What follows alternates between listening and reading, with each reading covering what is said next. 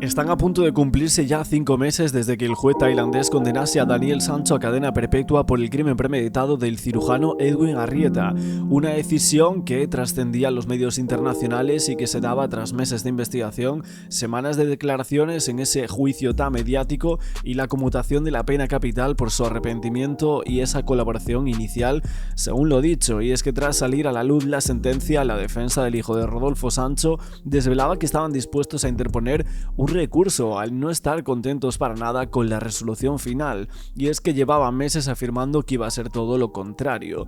Por ello ya habían enviado el escrito a Tailandia para ponerlo a punto antes de entregarlo. El recurso de Daniel ya está en Tailandia en manos de su abogado para la revisión. Así lo decía la defensa en las últimas horas a los medios de comunicación, diciendo que esperaban presentarlo en los próximos días. Aún así, parece que se desvela que van a mover ficha muy pronto, no pierden la esperanza de conseguir cambiar el fallo del juez y por esto el texto va a ahondar en los razonamientos que habían encontrado para intentar demostrar que esa premeditación se le añadió en la sentencia pero no habría existido. Una premeditación que se lleva desde hace muchos meses atrás debatiendo si sí, si no. Un equipo de abogados de Rodolfo Sancho que actualmente quieren conseguir que el juez quite, por supuesto, esa premeditación.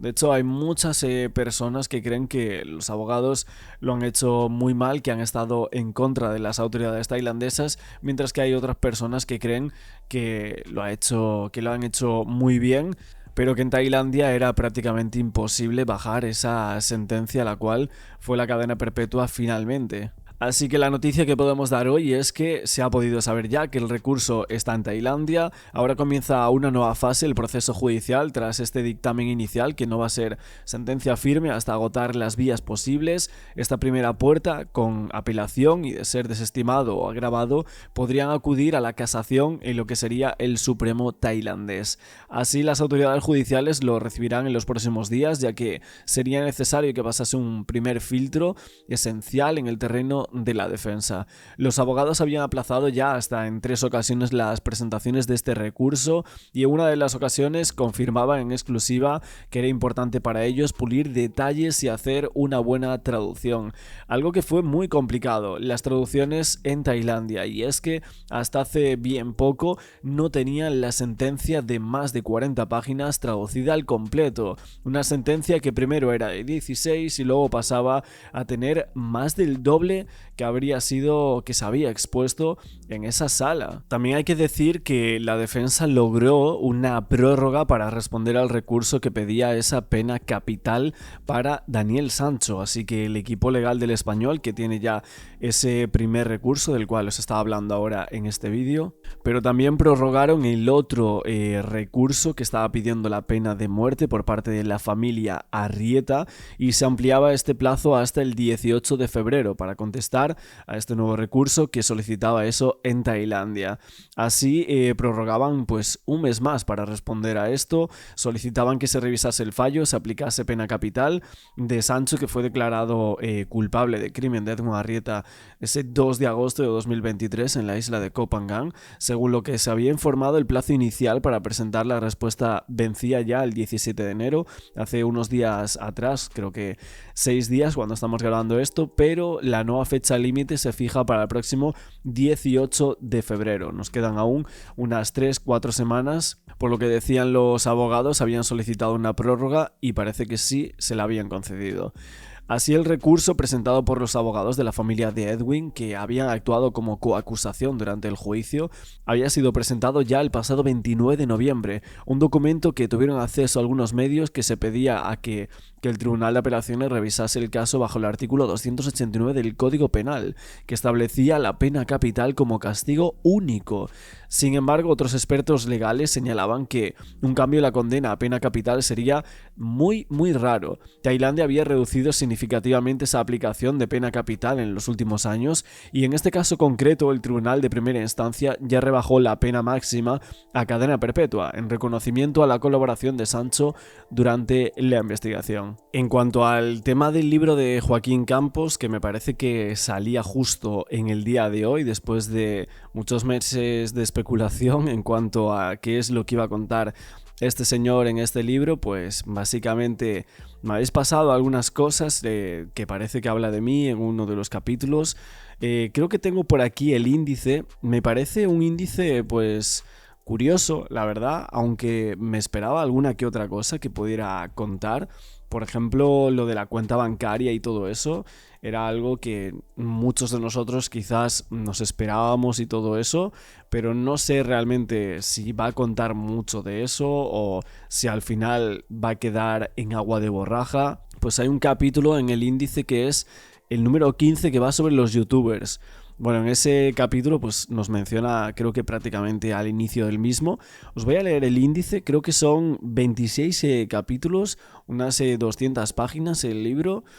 Yo seguramente por aquí os vaya desentrañando prácticamente todo el libro, obviamente sin leerlo, comentándolo un poco por encima, qué es lo que dice en una parte, en otra, sobre Alice, sobre lo de la cuenta, sobre los youtubers, bueno, muchas de las cosas que iba a analizar por aquí en este libro.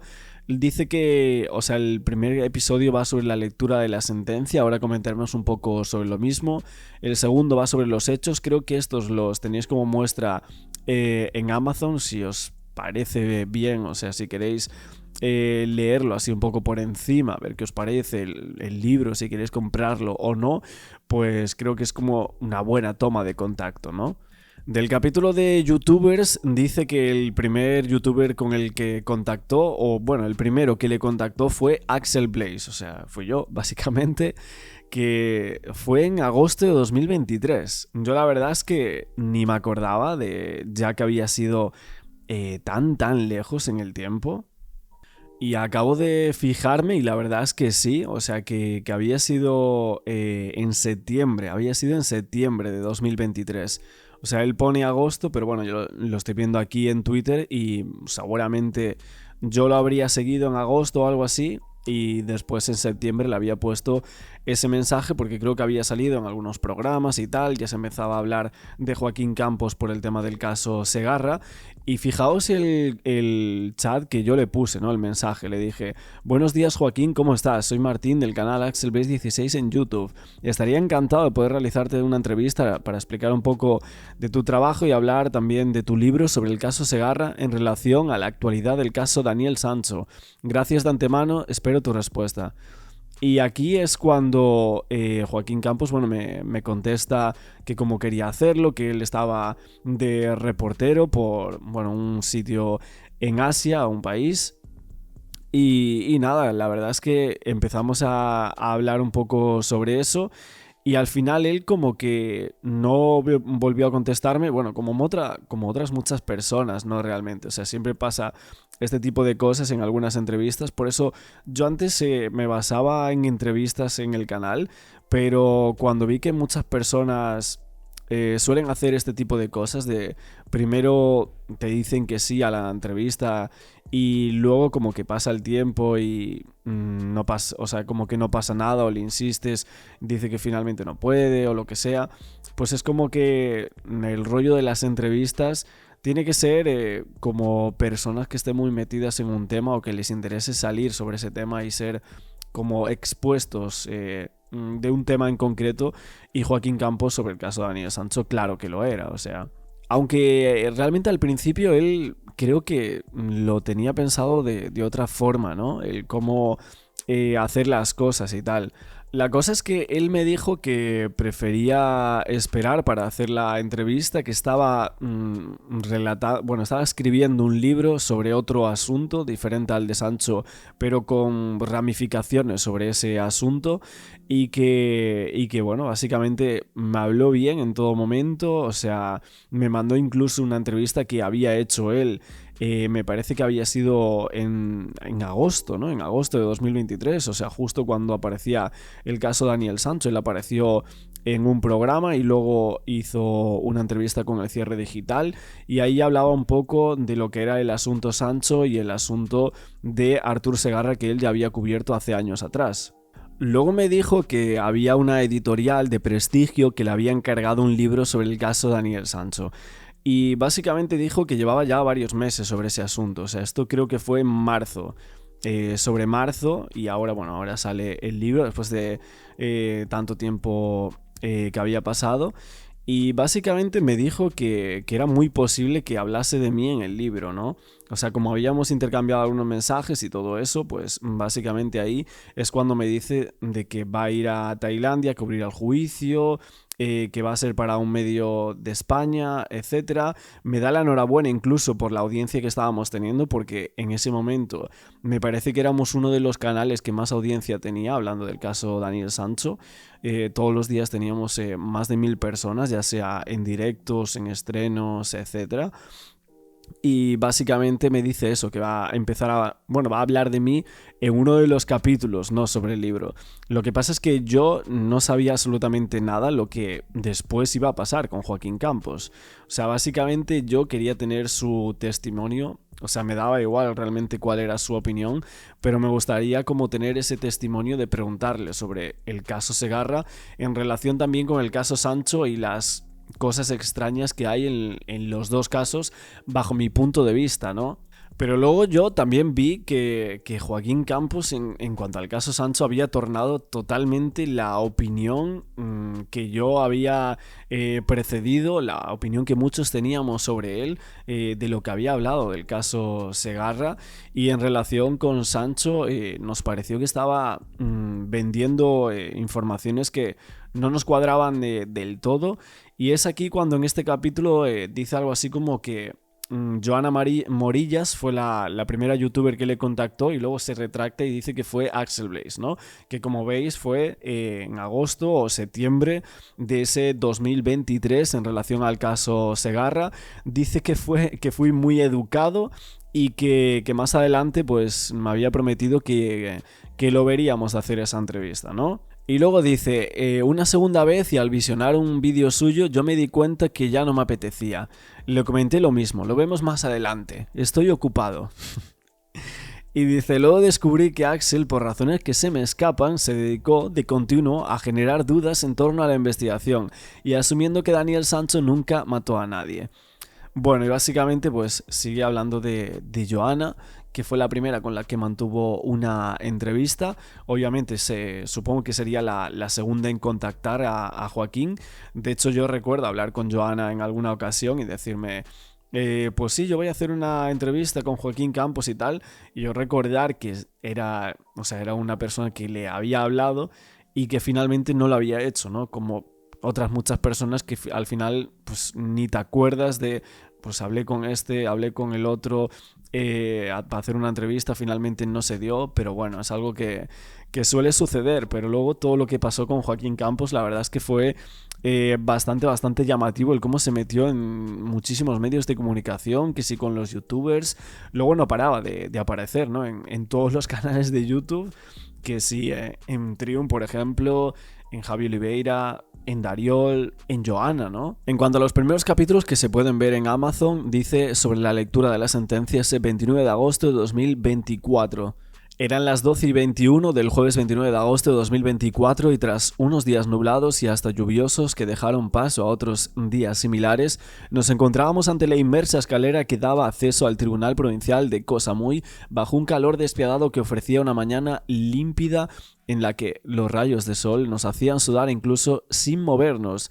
En ese momento, la representante tailandesa de la familia Arrieta, ante la ausencia de Juan Gospina, que decidió quedarse en Madrid, y de su abogado tailandés Metapong Suancharen, que fue castigado sin poder acudir a la lectura de la sentencia por haber supuestamente filtrado el día anterior en su página web el veredicto, comenzaba a hablar con todos los medios.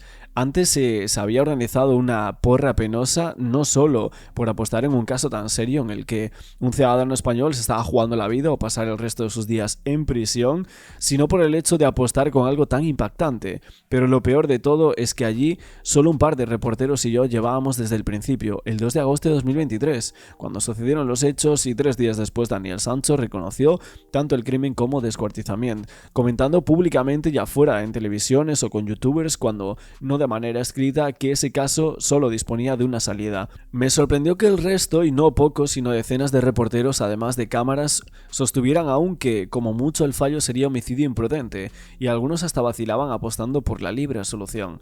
Decían que pasaba 21 minutos del mediodía, Decía que pasaba 21 minutos del mediodía cuando aquella mujer del equipo de letrados de la acusación salió excelentemente vestida y se paró ante los medios allí enviados. Decenas de alcachofas, cámaras, pértigas para tomar la mejor posición. Yo me quedé un poco fuera, ya que al escribir para medios, además de este libro, no me hacía falta meter mi móvil para grabar declaración alguna, y más teniendo en cuenta que esta se había realizado íntegramente en tailandés. Los segundos pasaban, la letrada seguía hablando y contestando a las preguntas de los traductores que de antemano habían escuchado de los reporteros, y cuando a mi lado se colocaba uno de los empleados de la agencia F. De pronto vi como en su móvil y a través de la red social X acababan de subir que a Daniel Sancho le había caído la cadena perpetua. Se corría la voz y en 5 segundos el resto de los periodistas ya eran conscientes del desenlace de un macabro caso que comenzaba la tarde de la internacionalmente conocida como Fiesta de la Luna Llena, que había convertido a la remota isla de Koh Phangan en la que solo se puede acceder en barco en un punto esencial para celebrar y soñar. Cuando aquella prensa improvisada se disolvía, todos habían corrido hacia las traductoras del inglés y del español, mientras ellas se iban contándonos todos los detalles que comenzaban a hacer comprensible el fallo.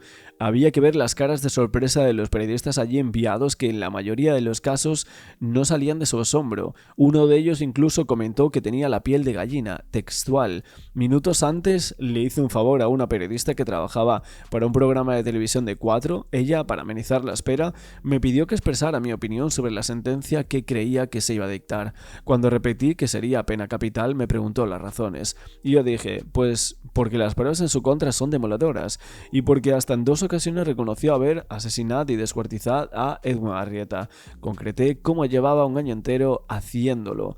Tras haber entendido lo que las traductoras nos dijeron, comenzamos a rumiar la información y en mi caso escribirla para El Confidencial, que era el medio con el que había llegado a un acuerdo tras la grave zancadilla que me puso en la razón gracias a un mensaje que Marcos García Montes envió a Francisco Marhuenda, director del citado medio, exigiendo la desaparición de mi última aportación al citado diario en donde salía mal parado.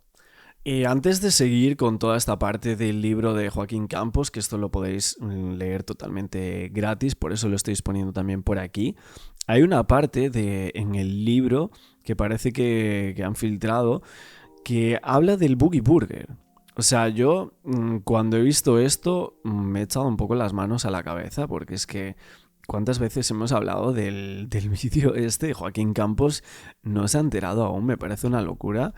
Es aquel vídeo en el cual pues decían que Edwin Arrieta había grabado contenido que había subido a las redes sociales donde salía Daniel Sancho y que justamente estaba detrás de la barra sirviendo cervezas, o sea que estaba como camarero supuestamente.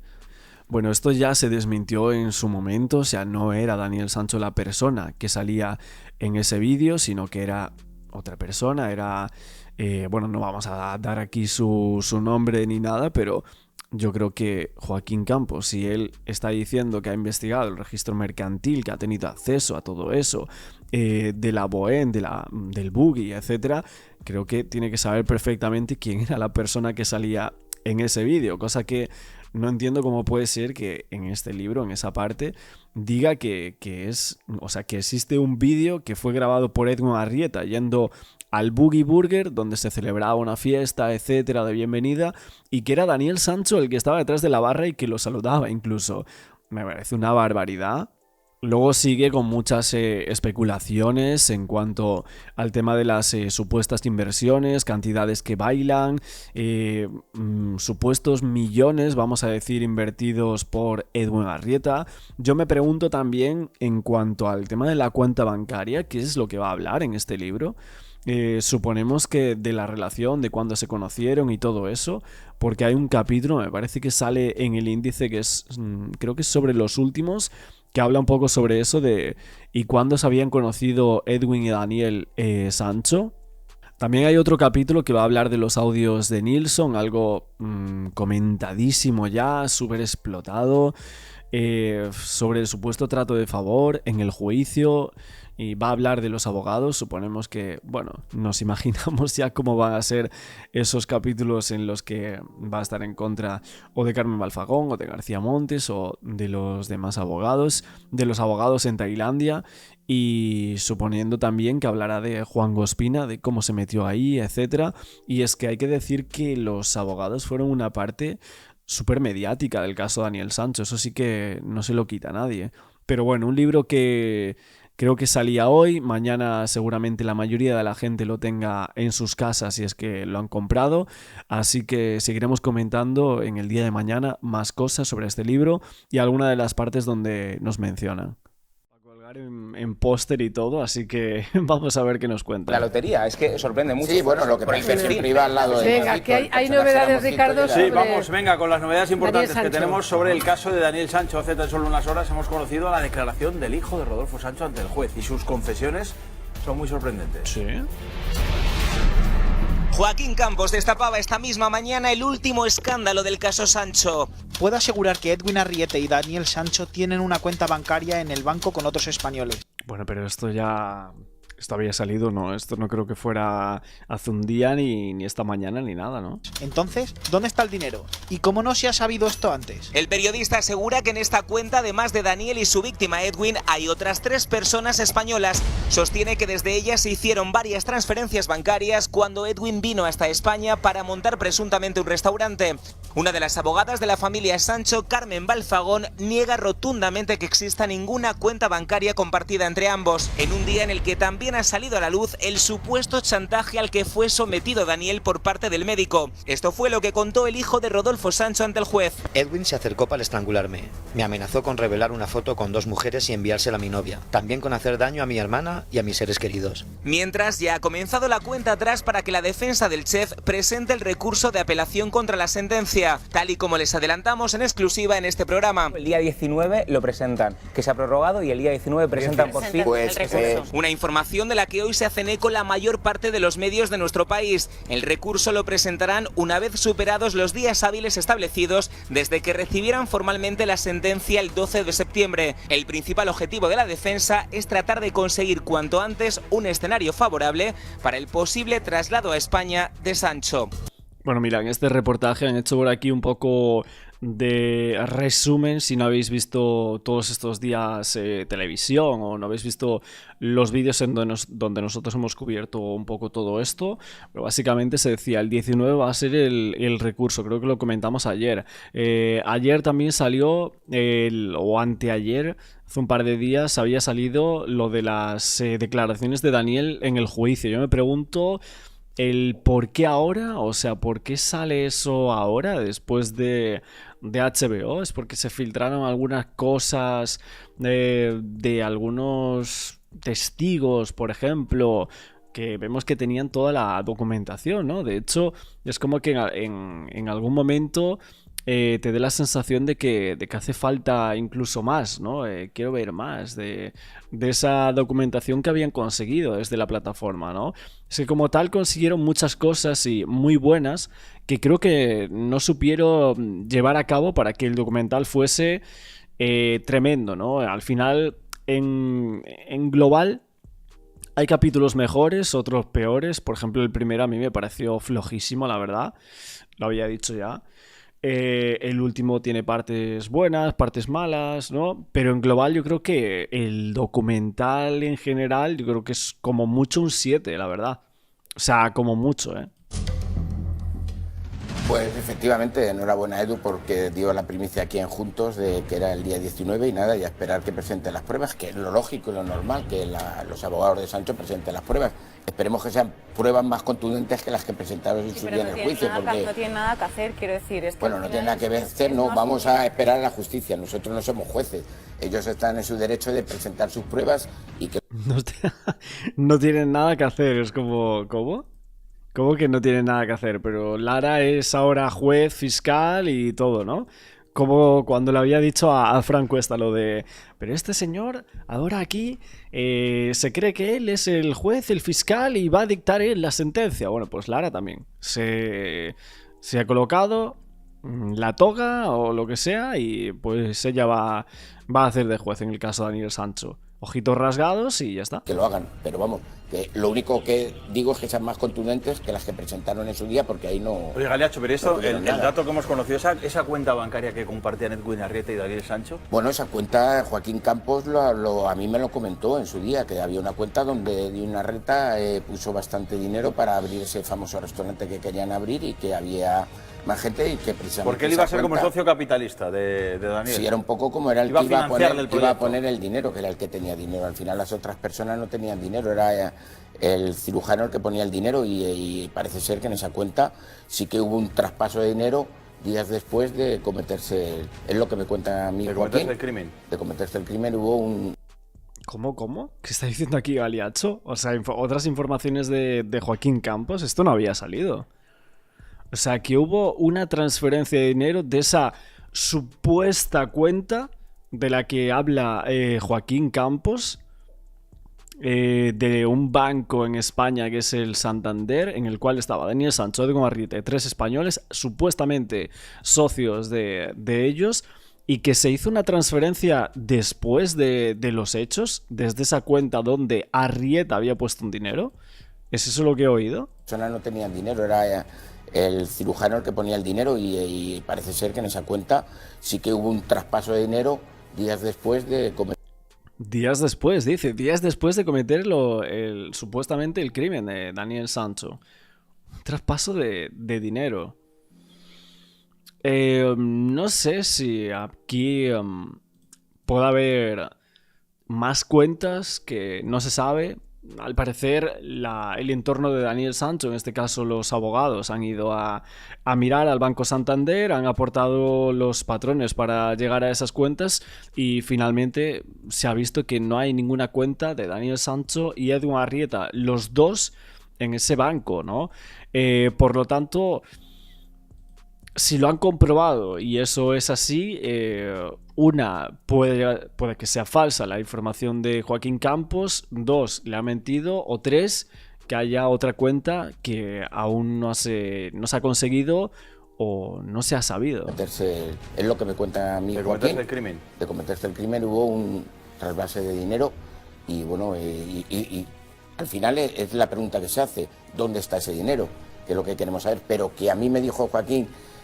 pero antes, te quiero decir, incluso antes del juicio, que había esa cuenta donde ese dinero se puso para ese restaurante y que se movió. Eso es importante lo que estoy diciendo. Y que se movió ese dinero. Y que se movió ese dinero. Pero ¿cómo se movió? Claro. Aquí ese es el punto fuerte, ¿no? El punto de se movió para hacer alguna transacción económica por algún tipo de negocio, o es que se movió de esa cuenta para otra. O a lo mejor ahora, cuando están buscando esa cuenta los abogados, si se ha borrado, se ha podido borrar la cuenta, se puede eliminar una cuenta después de que haya pasado todo esto, porque evidentemente los abogados están diciendo que no existe la cuenta, pero ya ahora, ¿no? Ahora mismo. Yo me pregunto si la cuenta se puede borrar y no dejar rastro de ella. No lo creo, la verdad. O sea, no creo que sea tan fácil hacer eso. Un banco aquí en España me extraña bastante, la verdad. Pero como tal, todo esto que está contando por aquí Galiacho, creo que es información que Campos parece que se guarda y que le ha contado a ciertas personas, ¿no? ¿Y eso puede ser premeditado? Por supuesto. Como parte es que, claro, al final se supone que los jueces que van a, de alguna forma... Pero bueno, eso no implica nada para el juicio, ¿eh? Eso no tiene nada que ver. ¿Cómo? ¿Qué dice Lara? ¿De eso puede ser premeditado? ¿De qué está hablando? O sea, está queriendo entender que fue Daniel Sancho quien movió ese dinero después de los hechos. O sea, días después de los hechos fue Daniel Sancho quien movió el dinero. O sea, no estoy entendiendo nada de esto. Que a mí me dijo Joaquín, pero antes, te quiero decir, incluso antes del juicio, que había esa cuenta donde ese dinero se puso para ese restaurante y que se movió. Eso es importante lo que estoy diciendo. Y que se movió ese dinero. ¿Y eso puede ser premeditado? Por supuesto. Como parte es que, claro, al final se supone que los jueces que van a, de alguna forma... Pero bueno, eso no implica nada para el juicio, ¿eh? Eso no tiene nada que ver. Aquí lo que tienen que hablar del juicio es las pruebas del apuñalamiento, del estrangulamiento, de si al final fue una pelea. Eso es lo que tienen que aportar. Esto que estamos hablando que se vea dinero o no, eso ya la justicia tailandesa le da completamente igual. Sí, al final es un poco una secuela, ¿no? del caso como tal, el tema del dinero, pero sí que a la gente que seguimos un poco la trama desde el inicio, sí que nos interesa, sí que nos aporta, ¿no? Al final, conocer los entresijos de este caso desde dentro, saber una cuenta con quién, porque esas personas no hablan, si hubo esos movimientos, esto que está diciendo aquí Galiacho, me parece tremendo, la verdad.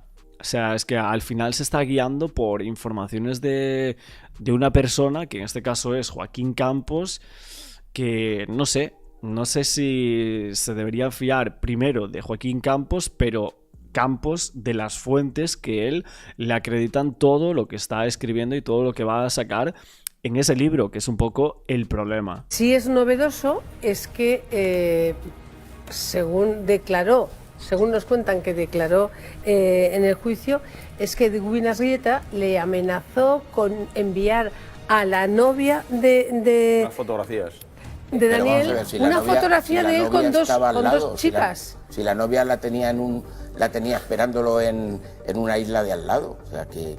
En una isla de al lado.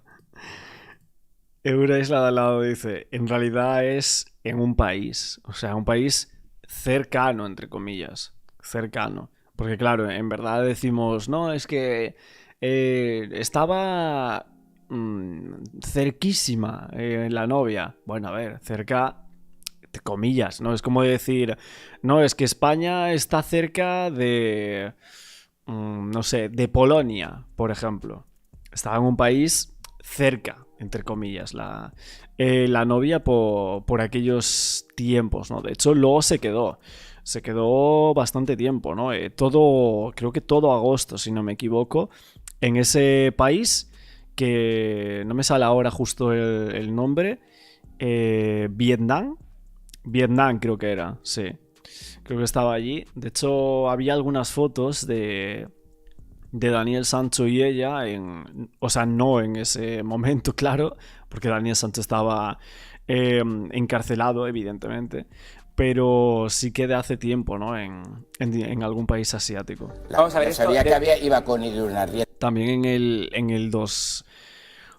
Bueno, ahora mismo no me acuerdo la fecha, pero sé que tenían como unas stories, Daniel Sancho con esta pareja, con Laura Menoyo, que estaba en México, ¿no? Creo que había sido en el 2019, si no me equivoco.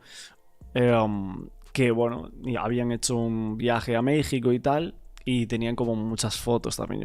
Algunas de ellas sí que las tengo vistas. Para empezar, es la primera vez que yo oigo que tenía una novia. Pues la novia estaba al lado, Inés, estaba en una isla de al lado, se había ido con él. Claro, la novia iba a ir después, a la cosa es quedaba primero con Edwin. Pero tanta amenaza era que le enviara una fotografía con dos chicas. Pero como se puede decir misa, y si quiere decir que pero esto la Traviata o esto sorprende muchísimo, porque hasta ahora creíamos que era precisamente Edwin el que iba a revelar que tenía una relación con Daniel.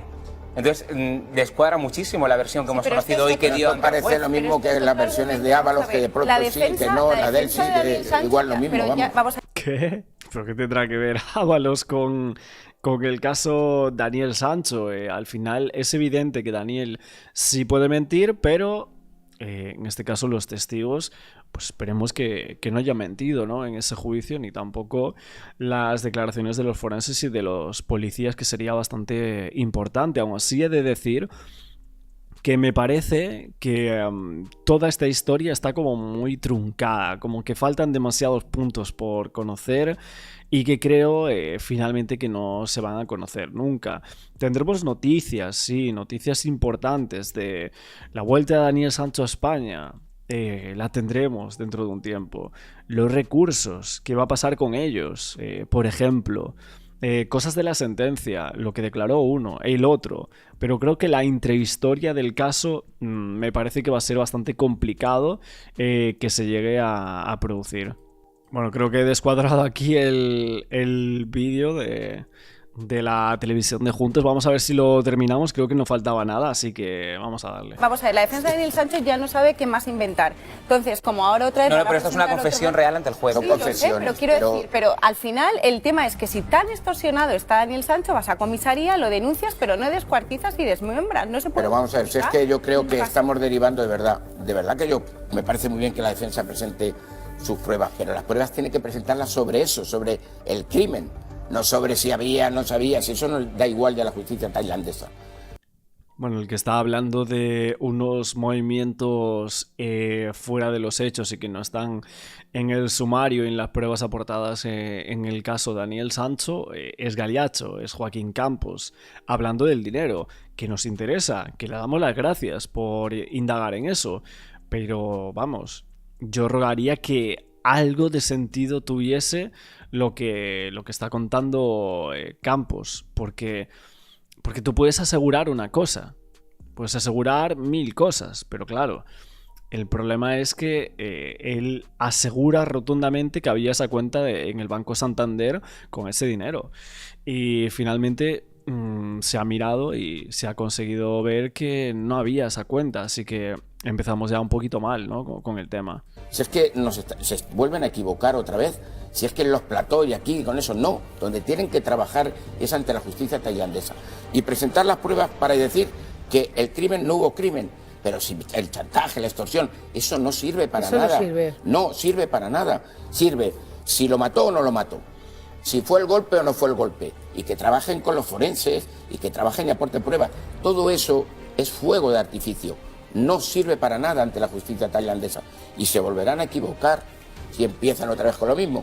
Si ya da igual, si de cara a la opinión pública ya da igual lo que pasa. Galiacho, sí, estamos viendo un poco a lo mismo, sí, que no entendemos ciertas cosas, pero tenemos también una información casi de última hora del estado de Daniel Sancho ahora mismo en la cárcel. Está casi al límite y ha pedido que se le integre ya de una vez por todas a la dirección del centro con el resto de presos porque hay algo que lleva fatal.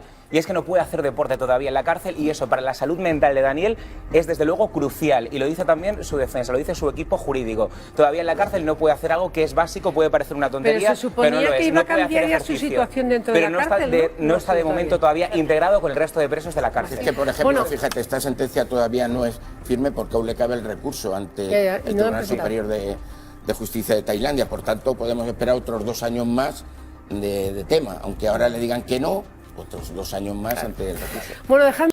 ¿Vosotros creéis que pueda llegar a ser que haya ese segundo recurso? No, porque este es el primero, evidentemente, que iban a hacer, que lo habían dicho ya desde el segundo 1, que salieron allí los abogados y dijeron que cabía recurso, pero también ese recurso a instancias internacionales. ¿Eso creéis que puede llegar a pasar en algún momento?